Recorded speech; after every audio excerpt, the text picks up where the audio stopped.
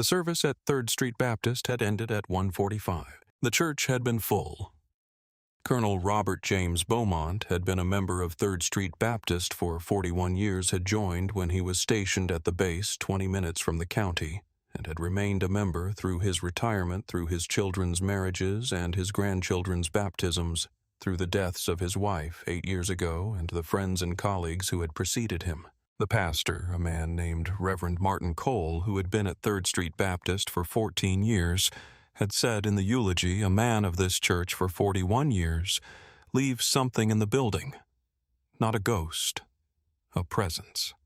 The kind that you feel on Sunday mornings when you know someone is supposed to be in their usual seat and is no longer there. He had said the colonel's seat is the 3rd pew on the left from the center aisle, 4th from the front on the right end.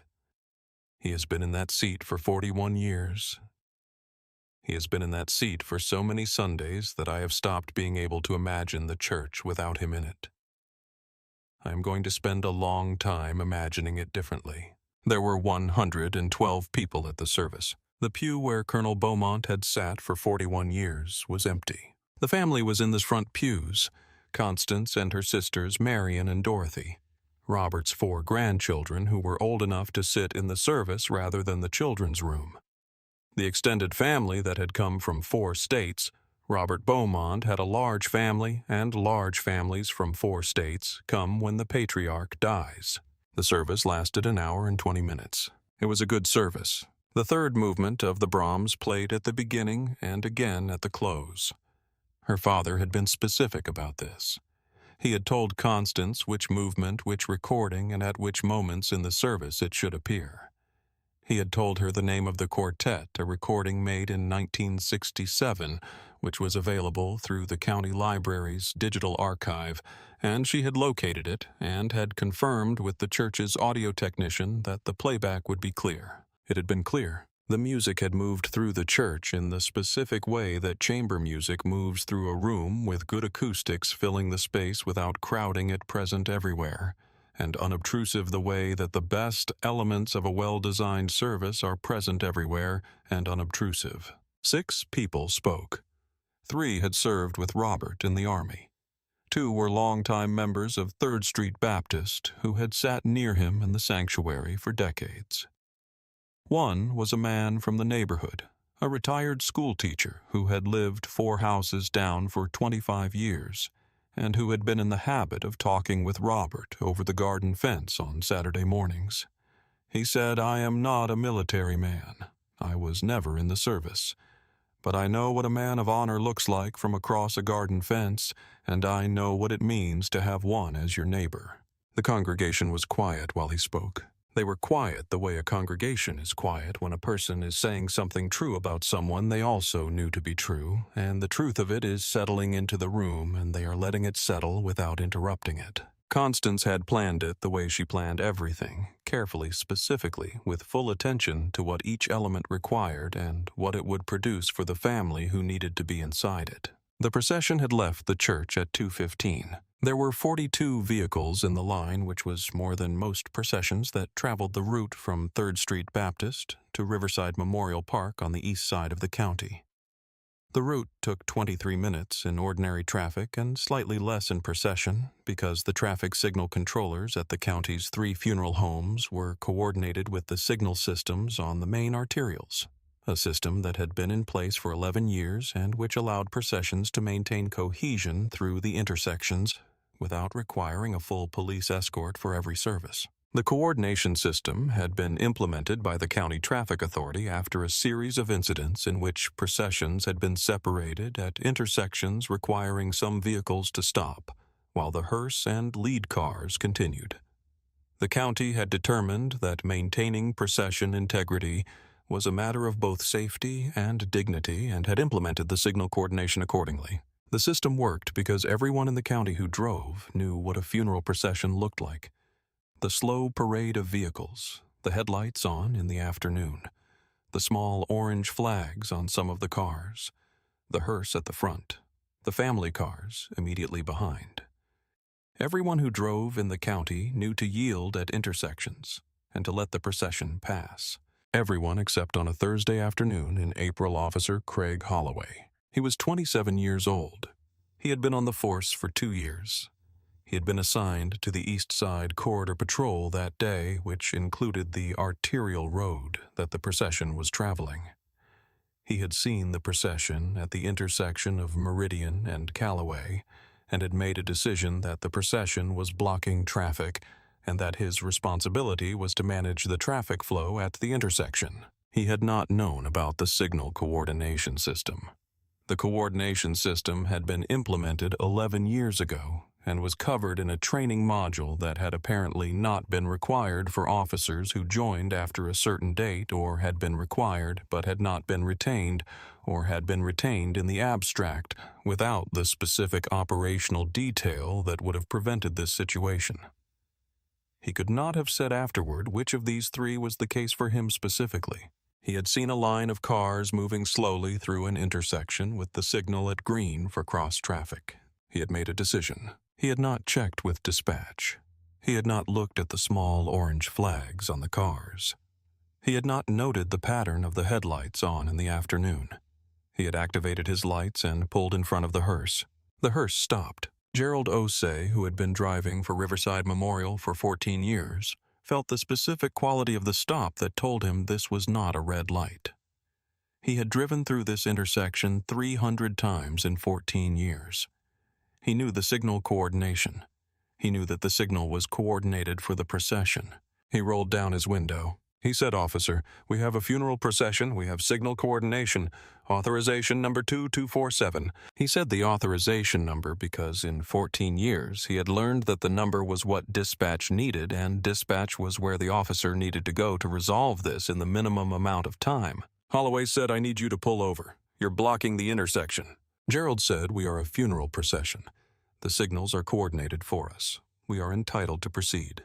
Gerald had known in 14 years 3 situations in which the hearse had been impeded. One had been a signal malfunction that the traffic authority resolved in 6 minutes. One had been a vehicle that failed to yield and had been waved through by the officer on escort before anyone had needed to stop. One had been a construction zone where the foreman had not received notice of the route. This was the 4th. In 14 years, he had never had an officer pull in front of the hearse without first confirming with dispatch. Holloway said the signal is green for cross traffic. You need to pull to the side. The woman in the first vehicle behind the hearse, the family car, opened her door and got out. Her name was Constance Adelaide Beaumont. She was 64 years old. She was the daughter of the man in the hearse and the sister of 2 of the women in the car with her and the aunt of 8 of the people in the 4 vehicles behind. She had been a funeral director herself for 32 years, having worked at 2 funeral homes in the county before opening her own practice at 38, which she had run for 26 years and which had managed more services at Riverside Memorial Park than any other single practice in the county. She had chosen funeral service at 25, which was not the age at which most people make that choice, and she had chosen it not by accident or inheritance, but through a deliberate decision that had followed 6 months of considering what she actually wanted her life's work to be. She had been, at 25, completing a master's degree in organizational management and looking at the options in front of her with the specific clarity of someone who is smart enough to do many things and needs to identify which of the many things is the right thing. She had attended 3 funerals in 1 year, her grandmother and uncle, a college friend who died in an accident and had been struck at each one by the difference between the ones that had been managed well and the one that had not. The well-managed ones had allowed the family to be entirely inside their grief. The logistics had been invisible. The transitions between elements of the service had been smooth. The family had had nothing to manage and nothing to worry about, and had been able to be fully present for the occasion that the occasion required.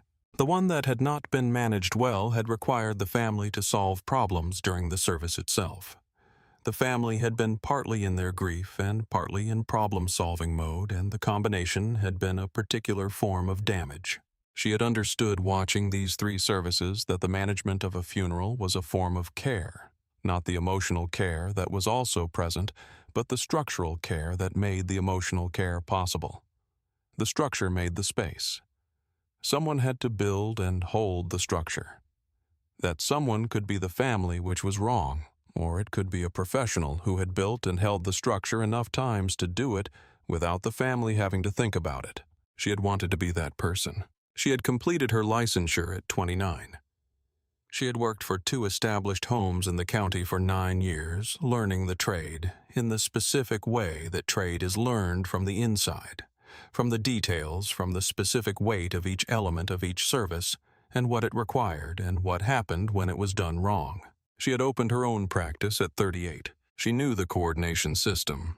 She had been part of the committee that had designed it 11 years ago. The committee had been formed after 2 incidents in which processions had been separated at major intersections, once because of a signal failure, once because of a miscommunication between a construction crew and a traffic management officer who had not been briefed that a procession was scheduled. In both cases, families had arrived at cemeteries in pieces rather than intact, having had to wait at intersections for members of the procession who had been cut off and who had to navigate to the cemetery independently, rather than as part of the procession they had joined at the church. The committee had included 3 funeral home directors, 2 county traffic engineers, a representative from the State Funeral Directors Association, and a representative from the police department's traffic division. They had met for 3 months and had designed the coordination system, the authorization number protocol, the signal coordination software interface, the dispatch desk procedure, the training module for new officers. Constance had chaired the committee. She had been specific about the training module. She had said in the final committee meeting, "The system only works if every officer on patrol knows what a coordination authorization number is and what to do with it. That means it cannot be in optional training. It cannot be in a module that gets deprioritized. It has to be in the required curriculum for every new officer, and it has to be refreshed for active officers every 2 years." The committee had agreed. The training module had been included. She walked to the front of the hearse. She said, "Officer, my name is Constance Beaumont. I am the director of Beaumont Funeral Services. This is a licensed funeral procession with coordination authorization from the County Traffic Authority. We have been coordinated through the signals on this route. You are interrupting a funeral procession, which is a violation of state statute." Holloway said, "Ma'am, I need you to return to your vehicle." She said, "I will return to my vehicle when you have acknowledged what I have told you and have allowed the procession to proceed." Holloway said, "I am managing traffic at this intersection." She said, "You are blocking a licensed funeral procession at an intersection that has been coordinated for our passage. I need you to contact the County Traffic Authority or the Funeral Coordination Desk at your dispatch center and verify our authorization. This will take 30 seconds. Holloway said, "Ma'am, she said the man in that hearse is my father. He was 87 years old. He served 33 years in the United States Army and retired as a colonel. His name was Colonel Robert James Beaumont. He has 47 family members in this procession and a burial plot reserved at Riverside Memorial that our family has held for 20 years. I need you to verify our authorization and allow us to proceed." Holloway looked at her. He looked at the hearse. He looked at the 41 vehicles stretched behind the hearse for 2 blocks headlights on hazard lights blinking. He had not known about the coordination system. He had not known about the authorization. He had seen a blockage at the intersection and had responded to it. He was now standing in front of a hearse and being told by a woman who appeared to know exactly what she was talking about, that what he had done was wrong. He was 27 years old. He had been on the force for 2 years. He had not encountered this situation before. He made a decision. He got on his radio. He contacted dispatch. He said, "Dispatch, I have a funeral procession at Meridian and Callaway. Can you confirm coordination status for this procession?" Dispatch responded in 14 seconds. The dispatcher said yes. Beaumont Funeral Services procession authorization number 2247 coordinated through Meridian arterial signals. You should not be impeding that procession. He said understood. He stepped back to his vehicle. He moved out of the path of the hearse. Constance watched him move. She walked back to the family car. She got in. She looked at her sister Marion, who was in the passenger seat, and at her sister Dorothy, who was in the back with her daughter. Marion had been watching through the windshield. She had watched Constance get out of the car. She had watched Constance walk to the front of the hearse. She had watched Constance stand in front of the officer and speak to him. She had not been able to hear the words from inside the car, but she had watched the quality of Constance's posture, the specific still uprightness that she had known since childhood, the posture that their mother had called Constance's working posture, because it appeared whenever Constance was engaged with a problem that needed to be solved, and she had understood from the posture that Constance was doing what Constance did when something was going wrong and needed to be corrected. Dorothy in the back seat had her hand on her daughter's knee. Her daughter.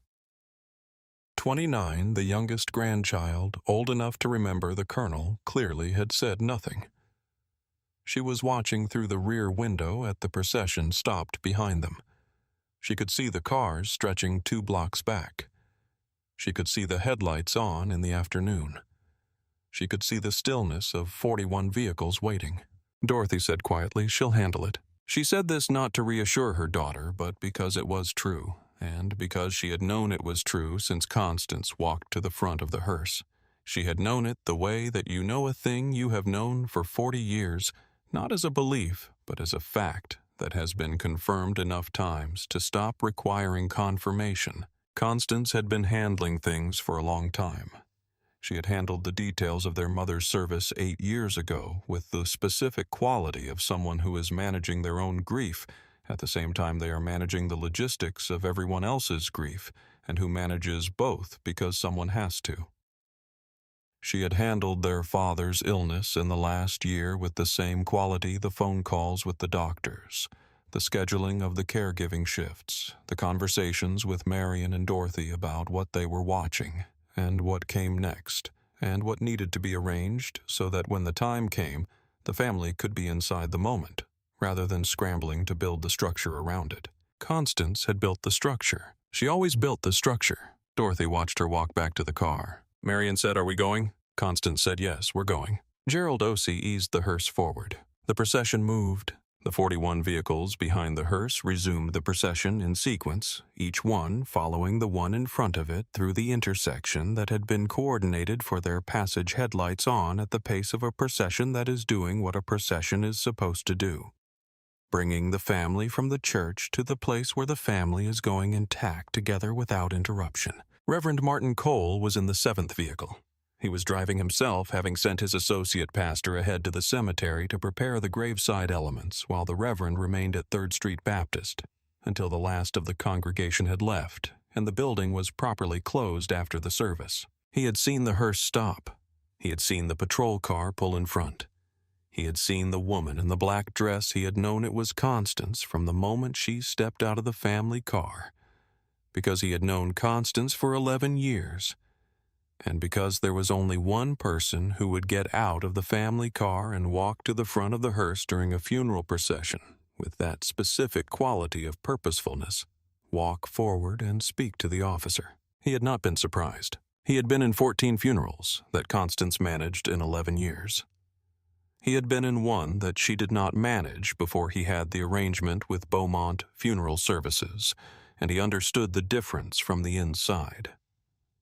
What the Reverend had learned in 14 services with Constance was that the thing she was best at was precisely this, the unexpected problem, at an unexpected moment, the thing that should not have happened, and had happened anyway, and the specific clarity with which she responded to it.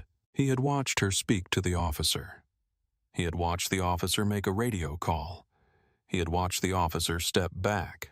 He had felt the procession begin to move again. He had thought that is what 32 years looks like. In the 15th vehicle, a cousin of Robert Beaumont's, who had driven 6 hours from another state, watched the back of the family car and understood from the movement beginning again that whatever had stopped the procession had been resolved.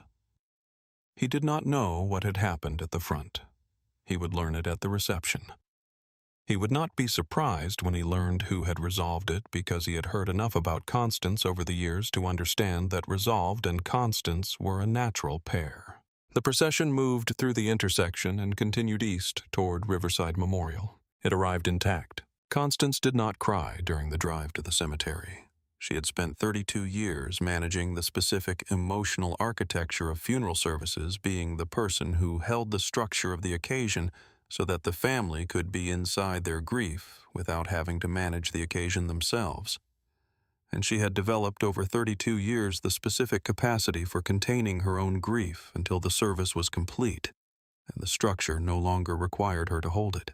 She held it. She thought about her father. Colonel Robert James Beaumont had served 33 years in the United States Army.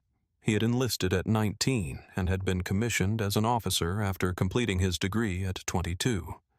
He had served in Korea in the final years of the conflict and in the decades after in the specific kind of long career that spans multiple conflicts and multiple peacetime periods and accumulates over 3 decades into a complete institutional life. He had been, by the account of his family and the colleagues who had spoken at the service that morning, a man of particular steadiness. The steadiness was not the absence of feeling.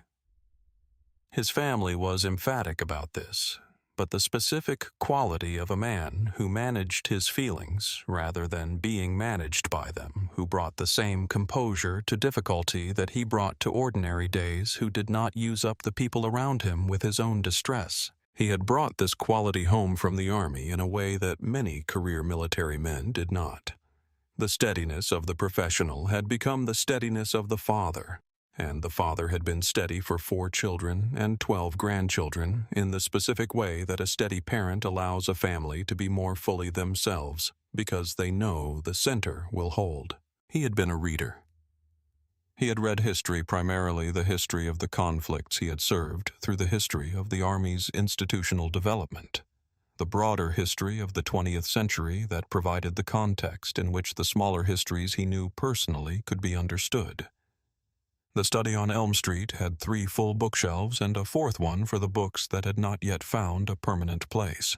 Constance had looked at those shelves on Wednesday, the day before the service, when she had gone to the house to help Marion and Dorothy with the final preparations. She had stood in the study doorway for a long moment. She had not gone in.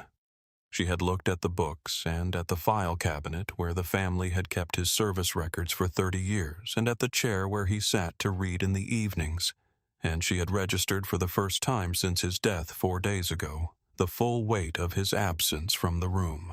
She had then gone into the kitchen to help her sisters with the food. She had not been ready to be in the study yet. She was ready now, 4 days later, to be in the study with the file cabinet open and a notification from the county traffic authority in her hand. He had retired at 53 as a full colonel with a record that his family kept in a file cabinet in the study of his house on Elm Street, where he had lived since he was 31, and where he had raised 4 children and watched 12 grandchildren visit, and where he had spent the last 8 years reading and walking in the garden and being the specific kind of patriarch who does not intrude but is simply present reliably as a fixed point in the family's geography. He had served in Korea and had come home from Korea with the specific quality that the war left in the men who served in it and survived it, not damaged, not broken, but marked in the way that any significant experience marks the person who moves through it.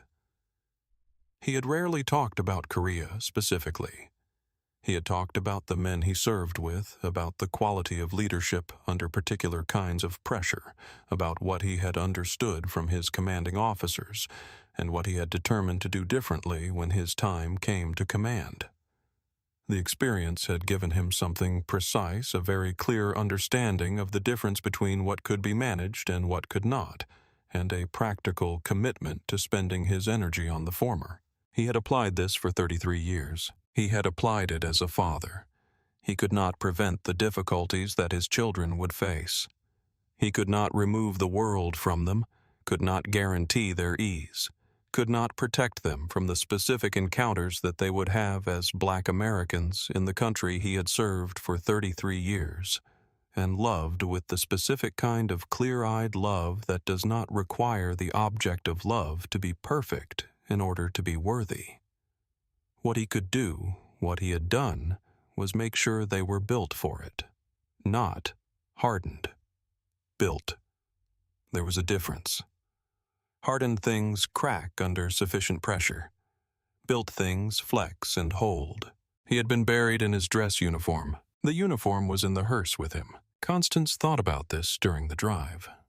She thought about what it meant to be in a procession for a man who had worn that uniform for 33 years and who had died at 87 in his own bed with his family around him, and who was being carried now through the streets he had driven for 40-some years toward the plot that the family had held since his wife Adele had died 8 years ago, and where Adele was already waiting.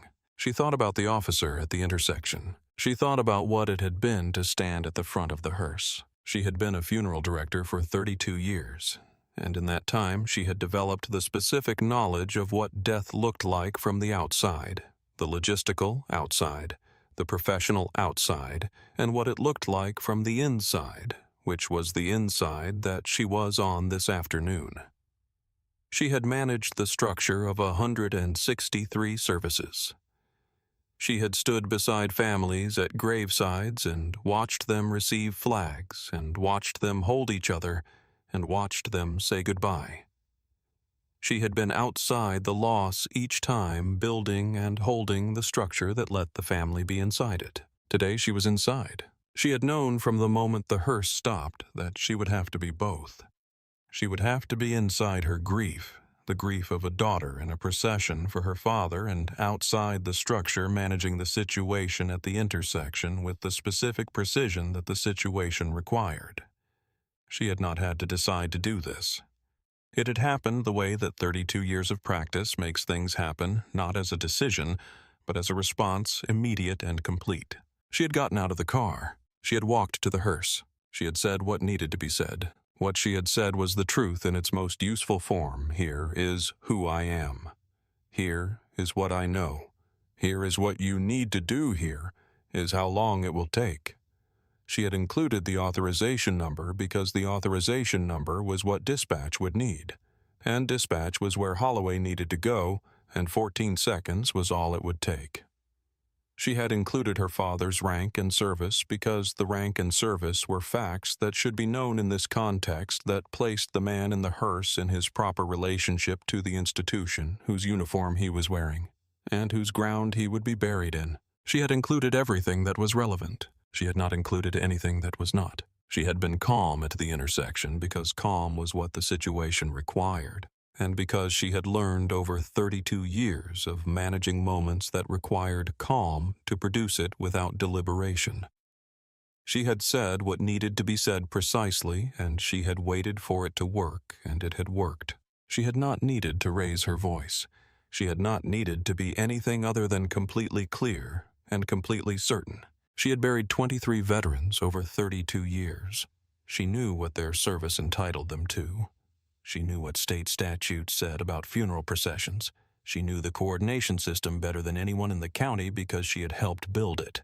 She knew that the authorization number 2247 was the number that dispatch would pull up in 14 seconds if Holloway called.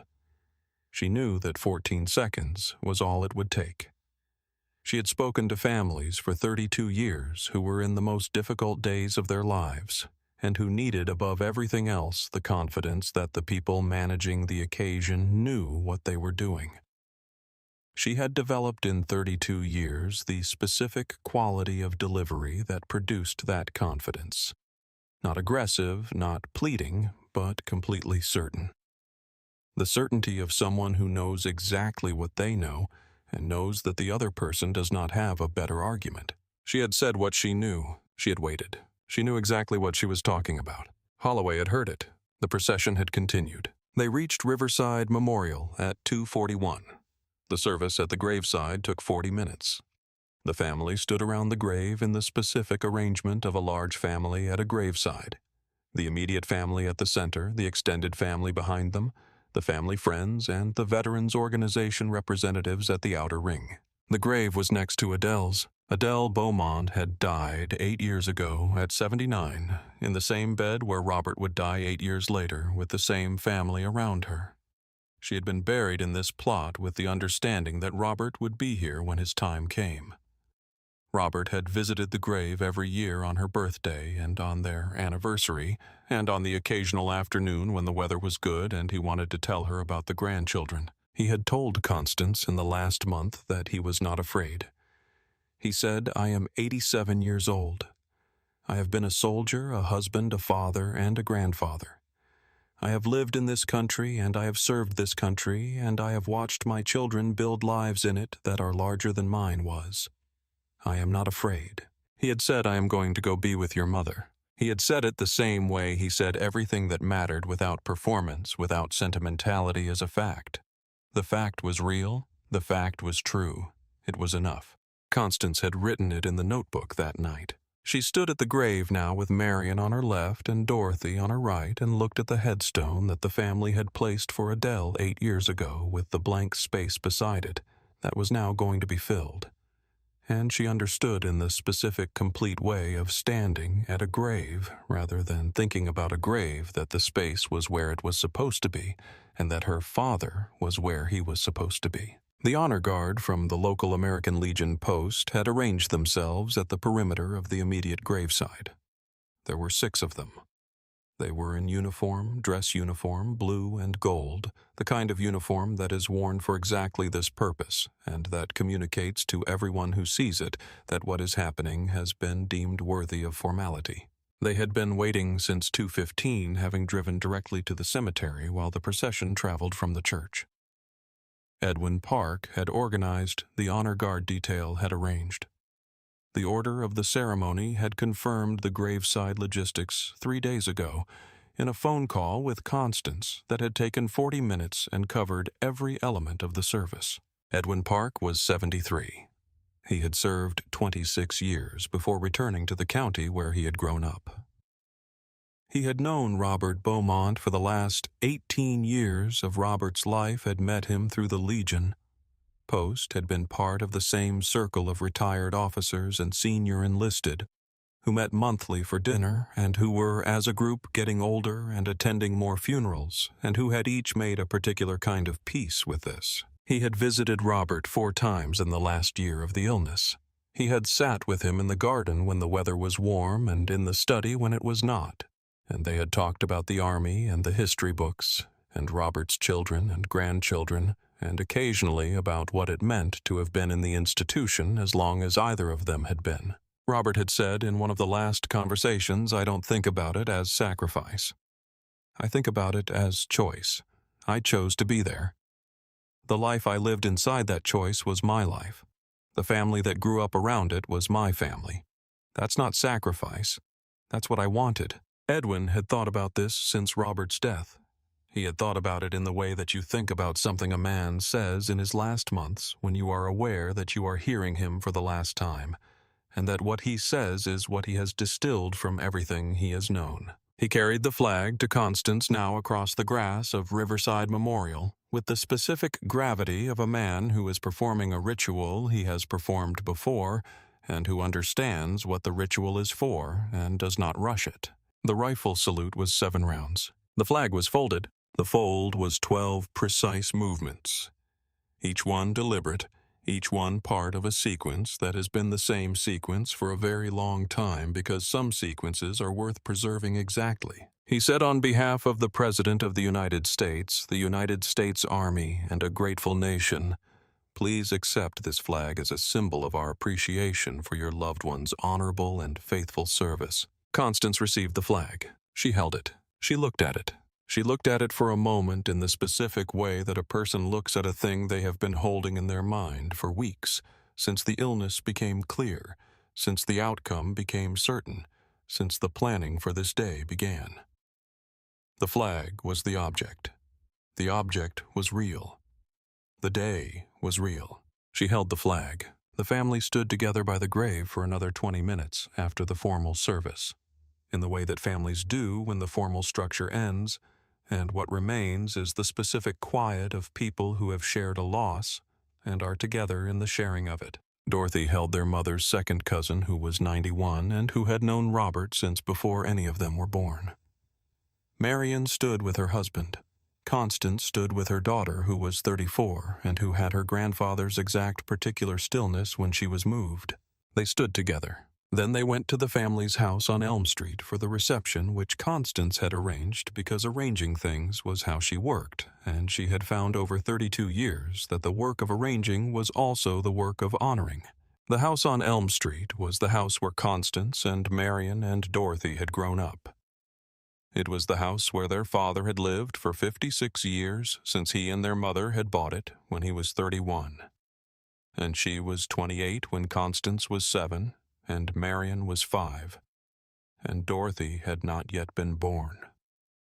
The house was the fixed geography of their childhoods, and it was the fixed geography of their adulthood, and it was the house where their father had read in the study every evening for 50 years, and walked in the garden in the summer, and sat at the kitchen table with the newspaper on Sunday mornings. The reception had 52 people. Constance had arranged the food with the help of the women of 3rd Street Baptist, who had offered immediately upon learning of Robert's death, and whose offer Constance had accepted with specific gratitude, because the women of 3rd Street Baptist knew how to prepare food for a reception, and because accepting help is one of the things that Constance had learned over 32 years to do when help is offered in a form that is genuinely useful. Edwin Park came to the reception.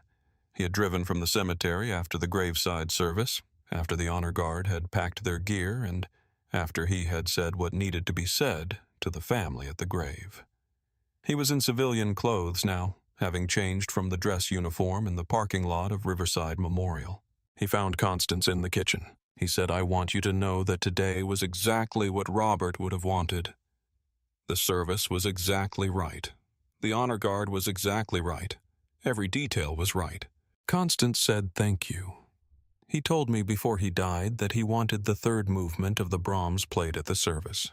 He had been very specific about it. Edwin said he was always specific about what he wanted. Constance said, "Yes, that's where I got it." Edwin smiled. "He said he told me the last time I visited that you were going to handle everything." He said it the way he said things, not like it was a compliment, like it was a fact. Constance said it was a fact. She meant it without vanity. She had handled everything because she was the one who could. Marion had handled the family communication, the calls to the 4 states, the coordination of who was staying where and when they were arriving. Dorothy had handled the immediate practical matters, the utilities, the mail, the accounts. Constance had handled the service itself because she knew how to handle the service, and because her father had known she knew and had told her so directly 2 weeks before his death in the study, where they had sat together with the door open to the garden. He had said, "I want the Brahms. I want the service to be at 3rd Street Baptist with Reverend Cole. I want Edwin and his post for the graveside. I want the grave next to your mother's. The rest I trust to you." She had written it down. She had the notebook with her that afternoon. She had taken notes on everything he said, asked him to confirm each element, had then arranged every detail he had specified and built the rest around his specifications. The way she built every service, starting from the family's intentions and building outward until the structure was complete. She had spent 41 days on this service. The 41 days had begun the afternoon that the hospice nurse told her with the specific, gentle precision of a person in that profession that they were looking at days rather than weeks. Constance had gone home that evening and opened a new section in the notebook and written at the top of the page what he wants. She had listed what she knew from the conversations they had already had. She had identified the questions she still needed to ask. She had gone back the next day and sat with him for 2 hours and asked each question and written down each answer and confirmed each one back to him before she moved to the next. He had been clear about all of it. He had thought about it in advance. He had known that Constance would need specific instructions and had prepared specific instructions, and the exchange had been orderly and thorough and complete. And when it was over, he had looked at her and said, "You're going to do it perfectly." She had not said anything. He had said, "I know." She had understood that he meant, "I know you're not going to say that. I know why. I know it's true anyway." That was her father. She had built the service from that list over 41 days. Every element was his. The music was his. The speakers were his choices. She had called each one and told them her father had asked for them specifically. and each one had said yes immediately and had meant it. The readings were from the books on his shelves. The flowers were white and green because he had told her nothing complicated, just the colors of the garden in spring. It had been what he wanted. The reception lasted 2 hours. People ate and talked and remembered Robert Beaumont in the specific way that people remember a patriarch they have known for decades. Not in chronological order, not in highlight reel, but in the accumulated texture of dozens of specific moments. The time he said the particular thing, the time he was present in the particular way, the thing he did that you didn't understand until years later, and then understood completely. A man who had served with Robert 40 years ago stood in the doorway of the study for a long time without going in. Constance brought him a plate. He said, "I keep expecting him to come down those stairs." She said, "I know, me too." Reverend Cole spoke briefly to the assembled family before he left. He said, "Grief is not a problem to be solved. It is a landscape to be walked through. Robert built you good walking legs. You know what to do." He left at 6:15. By 7, the house was quiet. Marion and Dorothy helped Constance clean up. They did not talk much. They moved around the kitchen with the specific efficiency of 3 women who have cleaned up in this kitchen enough times to not need to coordinate. When it was done, Marion said, "I'll come back Tuesday." Dorothy said, "I'll come back Wednesday." They both looked at Constance. Constance said Thursday.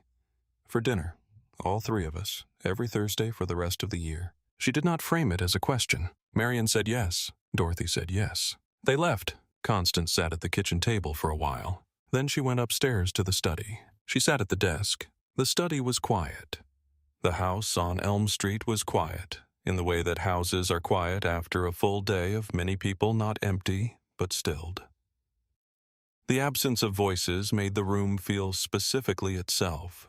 The books on the 3 shelves, the file cabinet in the corner, the lamp on the desk that her father had bought 40 years ago and had never seen a reason to replace.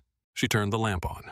She got out the notebook. She wrote the complaint that evening, not the formal complaint that came later after she had spoken with the county traffic authority about the incident, and confirmed, as she already knew, that Holloway had not been following the established protocol for funeral procession coordination. The formal complaint took a week to prepare, and was specific. It named the officer, named the statute, named the authorization number, named the 14 seconds between her statement and the dispatch confirmation that the procession was legally coordinated and that Holloway should not have impeded it. The evening complaint was for herself. She had started this practice 32 years ago at the beginning of her career when a supervisor had told her, "You are going to carry a lot. You need a way to put some of it down. Write it. Write what happened. Then close the book." The supervisor had been a woman named Agnes who had been in funeral service for 40 years and who had shown Constance in the specific way of a patient teacher the particular weight of the work. Not the physical weight, though there was that too. The practicalities of the preparation room that were not discussed at length in licensing courses, but the emotional weight of being in sustained proximity to loss. Being the person that the family called when they did not know what to do. Being present every time for the specific moment when the abstract understanding of death becomes the concrete, irreversible fact of it. Agnes had said, "You will carry all of it, every service, every family. You cannot put it down by not carrying it. You can only put it down by carrying it completely and then setting it on the page and closing the book." She had written about incidents for 32 years. She had written about the families, about the difficult services, about the moments when something went wrong and she had managed it and moved on, about the moments when something went right and she wanted to remember what right looked like. She had written about the service where the audio system failed and she had managed the entire ceremony without it, and the family had not known there was a problem. She had written about the service where the family arrived with an additional 40 people beyond the expected count, and she had arranged additional seating within 20 minutes. She had written about the family that was separated by a decade of conflict, and who were in the same room for the first time, and who needed the occasion to hold them all without breaking, and it had held. She had written about her mother's service. She had written about what it was to plan and execute a service for a person you love, to be both the professional and the daughter, to hold the structure with the same hands that were also grieving. She wrote about the afternoon. She wrote about standing at the front of the hearse at the intersection of Meridian and Callaway with her father in the vehicle behind her and 41 cars behind that, and saying clearly, "The man in that hearse is my father, and here is who he was, and here is what we are authorized to do, and I need you to verify it, and let us proceed." She wrote that it had worked. She wrote that it should not have needed to work. The coordination system existed precisely so that it would not need to work. A family should not have to get out of their car at an intersection and argue for their right to continue a procession to which they were entitled. The system existed to make that unnecessary. The system had been working for 11 years precisely because it was designed to remove the need for precisely this kind of confrontation. She wrote the officer did not know about the system. He knew about it in 14 seconds. He should have known about it before he took his patrol assignment. That is what the complaint is for. She wrote he stopped because I told him the right things. He will stop again next time if he knows the right things. That is the purpose of the complaint. She closed the notebook. She called the county traffic authority the next morning. She called the department's community liaison. She wrote the formal complaint with the same clarity and precision she brought to everything she wrote. The formal complaint was 3 pages. The first page established the facts of the incident in chronological order: the time the procession left 3rd Street Baptist, the route, the authorization number, the intersection where the impeding occurred, the time the hearse stopped, the time the dispatch confirmation was received, the time the procession resumed. Every element had a specific timestamp. She had been tracking the procession schedule as she always tracked it in her notebook in real time, because in 32 years she had learned that the specific time is the thing that matters when something goes wrong and you need to document what happened. The second page stated the legal framework, the relevant state statute, the specific provisions that governed funeral processions, the county's coordination system, and its authorization protocols. The fact that authorization number 2247 had been assigned and confirmed by the county traffic authority at 10:15 the morning of the service, and that any officer on patrol in the county that afternoon would have been able to confirm the authorization through dispatch in under 60 seconds. The third page stated what she was requesting. Not punishment, not sanction. She was specific about this. She was not requesting that Officer Holloway be disciplined beyond what the department determined was appropriate. She was requesting 3 specific things. First, that Holloway be provided with complete briefing materials on funeral procession law and the county coordination system. Second, that the department's training materials for new officers be reviewed and updated to ensure that the coordination system was covered in sufficient operational detail to prevent the same error. Third, that the department provide written confirmation that these 2 actions had been completed. She had been very specific about what she was asking for. She faxed the complaint on a Friday morning. She received a call the following Monday from the department's community liaison, a woman named Janet, who had been in that position for 7 years, and who told Constance with the specific efficiency of someone who has handled formal complaints enough times to know what they contain before they arrive, that the complaint had been received and that the review process had begun. The review took 11 days. The department reviewed the complaint. The review confirmed that Holloway had not been familiar with the coordination system and had not contacted dispatch before impeding the procession, both of which were errors in protocol. Holloway received a briefing on the funeral procession coordination system and was required to confirm his understanding of the relevant state statute. The department's training materials for new officers were updated to include a specific module on funeral procession law and the county's coordination system.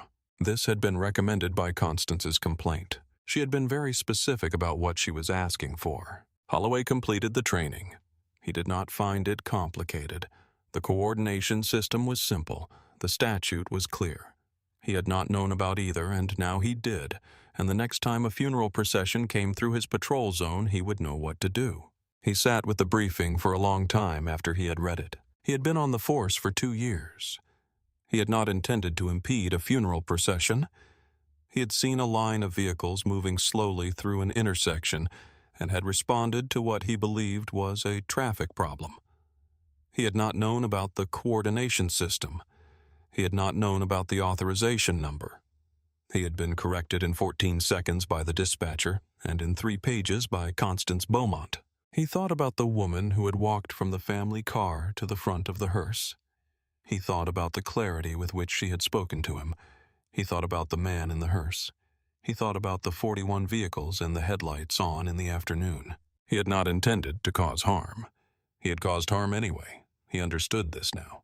The county traffic authority sent Constance a formal notification that the training update had been implemented. The notification confirmed all 3 of her requested actions. It confirmed that Officer Holloway had completed the briefing and had signed a form confirming his understanding of the coordination system and the relevant statute. It confirmed that the training materials for new officers had been updated, and that the funeral procession module had been added to the orientation curriculum for all officers joining the department going forward. It confirmed that the County Traffic Authority had sent a supplementary memo to all active patrol officers reviewing the coordination system and the authorization protocol. She read the notification twice. She filed it. She had a filing system that was meticulous and organized, and that she had maintained for 32 years, because a practice that serves the dead and their families is a practice where the records matter and where the records must be kept. The filing system was in 2 parts, the professional files which were at the practice, and the personal files which she kept in the filing cabinet in the study on Elm Street. This notification went into the personal files. She opened the filing cabinet. The filing cabinet was her father's. He had bought it when he retired to organize the 33 years of service records and the pension documents and the correspondence he had accumulated over a career that had generated a great deal of paper. When he died, Constance had moved the service records into a banker's box that she had labeled with his name and the dates of his service and placed on the shelf. She had kept the filing cabinet because it was solid and organized and because it was her father's and she wanted it here. She placed the notification in the correct folder. She closed the cabinet. She looked at the 3 bookshelves for a moment. She had not been able to read any of the books since his death. She had stood in front of them 3 times. Each time she had looked at the spines and had not taken one down. She was not ready yet to open a book that he had last touched. She understood that she would be ready at some point and that when she was, she would find that the book still worked because good books still work when the person who loved them is gone. She was not ready yet. She went downstairs to the kitchen of the house on Elm Street, where she was having dinner with Marion and Dorothy and their families that evening.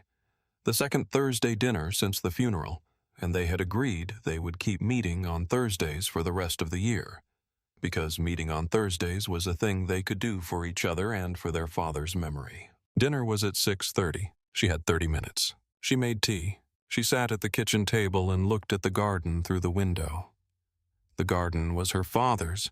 He had spent 20 years in it, building it over summers, from the basic lawn it had been, when they moved into the specific garden it had become. The raised beds along the south fence, the apple tree in the corner, the herb section that his wife Adele had designed, and that he had maintained for 8 years since her death, because maintaining Adele's herb section was a form of continuation that made sense to him. He had not been in the garden for the last 8 months of the illness. The herbs were still there. Marion arrived at 6:15 with her husband and 2 of her children. Dorothy arrived at 6:20 with her family. Constance's daughter came at 6:25, having driven from the next town over because she was not going to miss Thursday dinner for the rest of the year. They ate. They talked. They did not talk that evening about the intersection. Constance had told Marion and Dorothy about the formal complaint and the outcome. She had called them both on the Monday that she faxed it, and she had called them again when she received the notification, and they had each said what needed to be said about it, which was not a great deal because the thing that mattered was that it was handled, and now it was. They talked about their father. They talked about the garden, and about the apple tree, and about who was going to take care of the apple tree. They talked about the herb section, and about Adele, and about what they were going to do with the house, and how much time they needed before they decided. They talked about the summer, and about the grandchildren who were old enough to tend things, and about the specific comfort of a table full of people who have known each other their whole lives. At 8:30, the children were tired and the dinner was over. At 9, the house was quiet again. Constance sat at the kitchen table for a little while after they left. She thought about her father. She thought about his dress uniform, which had been buried with him. She thought about the 33 years the uniform represented, and about the man who had worn it, and about what the afternoon at the intersection had been, and what it had not been. It had not been enough to stop them. It had not been enough to separate the procession. The procession had continued intact. The family had arrived at the cemetery together. The flag had been folded and presented. The grave had been closed. Edwin Park's honor guard had stood with complete precision in the afternoon light and had done exactly what they had come to do, and they had done it well. Her father had been buried with honor. She thought about the 41 vehicles. She thought about Reverend Martin Cole in the 7th car. She thought about the cousin who had driven 6 hours and who would not have known, sitting 15 cars back in the stopped procession, that Constance was standing at the front of the hearse with everything she had built in 32 years and saying, "The man in that hearse is my father. Here is who he was. Here is what we are authorized to do." She had said it. It had worked. The procession had moved. That was what mattered. She turned off the kitchen light. She went upstairs to the study. She sat at her father's desk. She opened the notebook to a new page. She wrote second Thursday dinner. 8 people. The apple tree. What to do with the house. No decision yet. That's fine. Some things don't need to be decided yet. She wrote he would have liked this. He would have sat at the head of the table and he would not have said much. And he would have watched us and he would have been glad. She closed the notebook. She turned off the lamp. She sat in the dark study for a minute. Then she went home. Subscribe our channel. We tell the stories of the people who know what a procession is owed.